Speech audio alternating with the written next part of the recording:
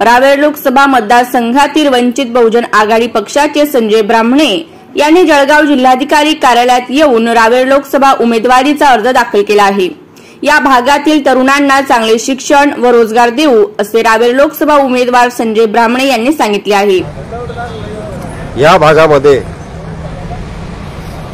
तापी पूर्णेचं पाणी आहे, रेल्वेचं मोठं जाळं आहे, नॅशनल हायवेचं जाळं आहे, MIDCचे प्रकल्प उभे आहेत, परंतु इथले प्रस्थापित राजकारण्यांनी या सर्व गोष्टीकडे सोयीस्करपणे दुर्लक्ष केले आहे। या भागाचा खासदार झाल्यानंतर येथील तरुणांना शिक्षण रोजगार चांगल्या प्रतीचं मिळेल, त्यांच्या हाताला काम मिळेल यासाठी मोठे मोठे उद्योग समूहाशी प्रत्यक्ष संपर्क साधून त्यांना ह्या भागामध्ये त्यांचे प्रकल्प इथे त्यांनी उभारावे यासाठी आम्ही त्यांना प्रोत्साहित करू आणि त्यांना ह्या भागात ज्या ज्या काही सोयीसुविधा लागतील त्या आम्ही स्वतः पुढे राहून त्यांना या सोयीसुविधा उपलब्ध करून देऊ।